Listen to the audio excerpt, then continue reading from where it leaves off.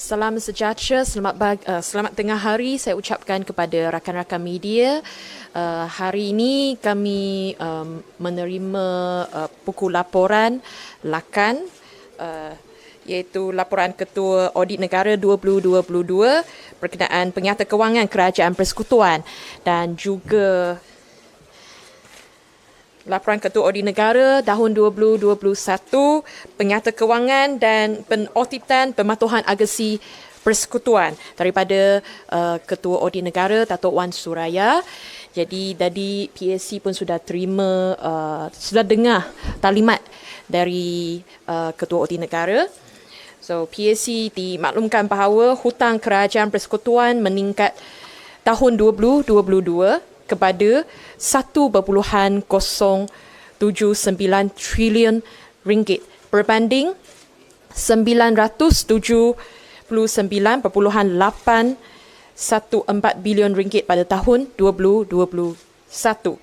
Dengan jumlah perbelanjaan kerajaan persekutuan meningkat daripada 333.484 bilion ringgit pada tahun 2021 kepada 395.246 bilion ringgit pada tahun ini.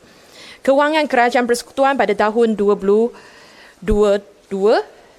terus berada dalam kedudukan defisit, iaitu berjumlah 99.3482 bilion ringgit dengan nisbah defisit kerajaan persekutuan kepada keluaran dalam negara kasa iaitu KDNK pada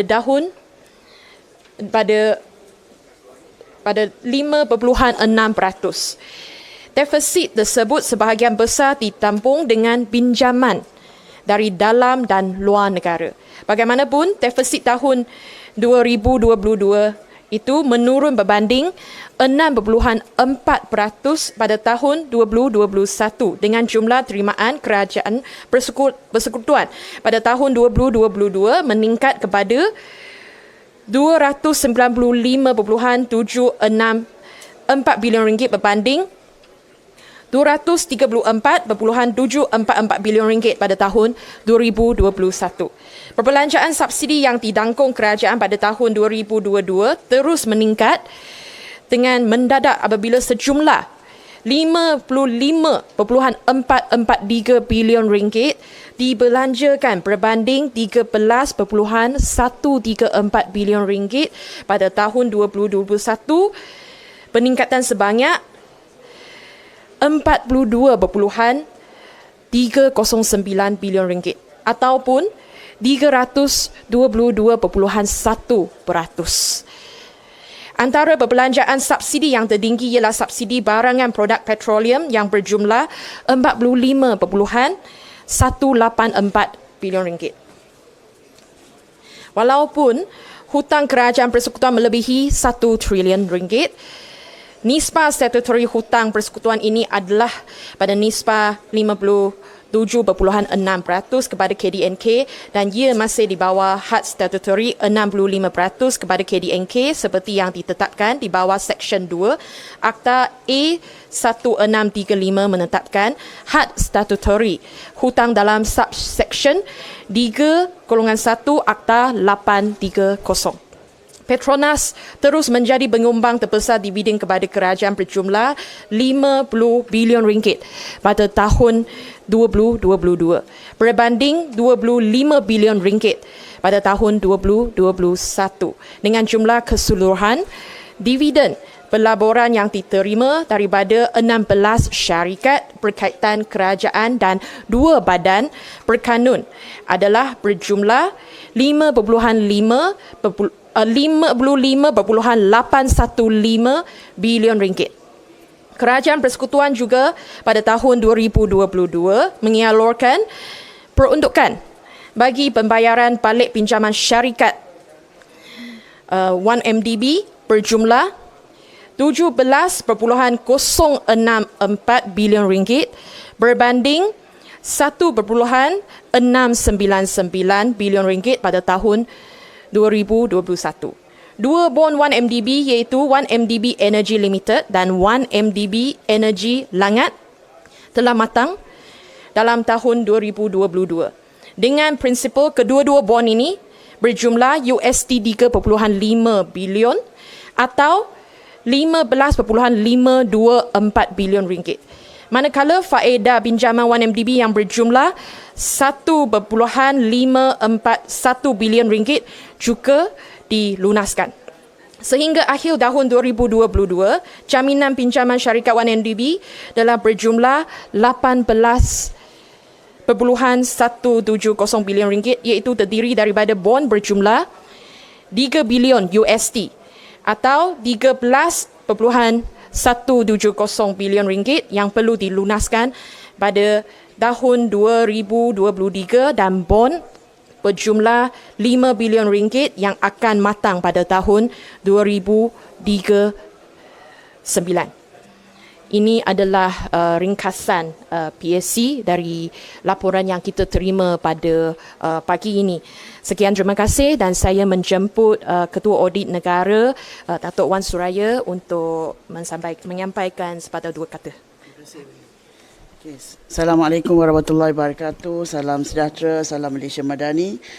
Sebentar tadi saya telah memberikan taklimat ringkas berhubung isu-isu yang dibangkitkan dalam dua laporan Ketua Audit Negara peringkat persekutuan, iaitu seperti yang telah dimaklumkan, laporan Ketua Audit Negara mengenai penyata kewangan Kerajaan Persekutuan tahun 2022 dan laporan Ketua Audit Negara mengenai penyata kewangan dan pengauditan pematuhan agensi persekutuan tahun 2021. Secara amnya, secara keseluruhannya mengenai laporan Ketua Audit Negara mengenai penyata kewangan Kerajaan Persekutuan, secara keseluruhannya penyata kewangan Kerajaan Persekutuan menunjukkan gambaran yang benar dan saksama tentang kedudukan kewangan Kerajaan Persekutuan bagi tahun berakhir 31 Disember 2022, di mana rekod perakaunannya telah pun diselenggarakan dengan kemas dan teratur.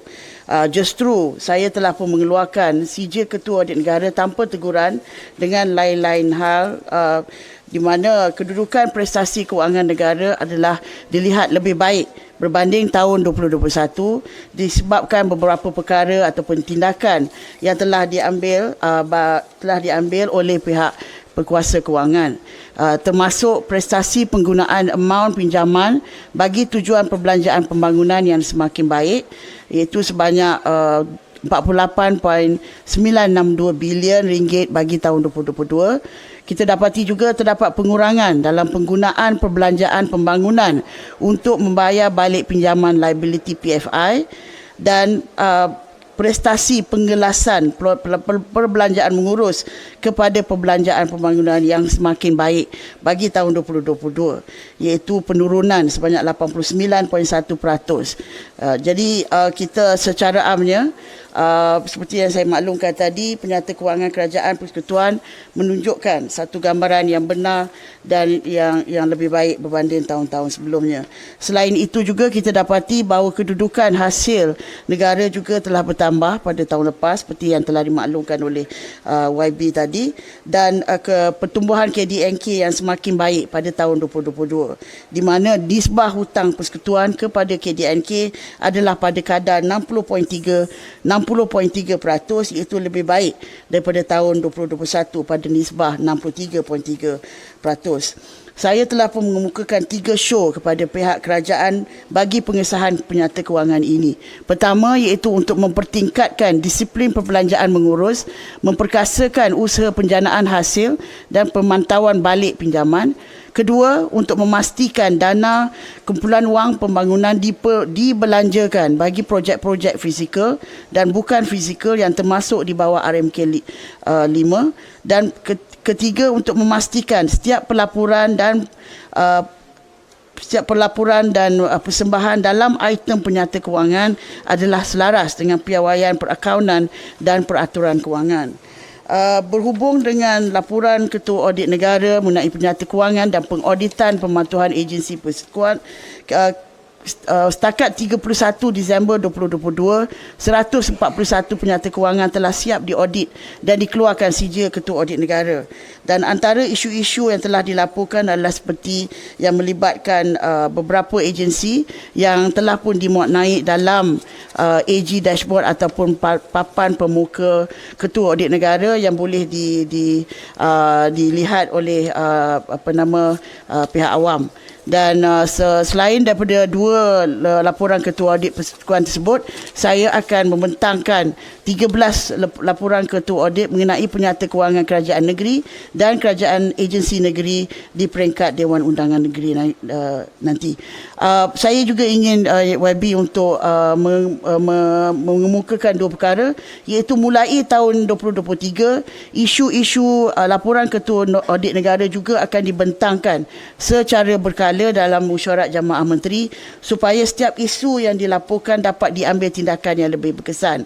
Selain itu, mulai daripada tahun 2024, status serahan dan jenis sijil penyata kewangan agensi persekutuan dan negeri akan turut dipantau melalui AG dashboard. Jabatan Audit Negara bersama Kementerian Kewangan sebagai pegawai kewangan akan memberi perhatian serius terhadap isu-isu yang dibangkitkan dalam laporan Ketua Audit Negara.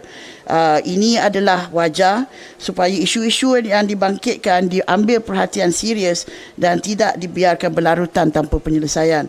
Dan perkara ini juga akan dibawa kepada peringkat tertinggi supaya isu-isu berbangkit dapat diambil tindakan dengan kadar segera. Sekian, terima kasih.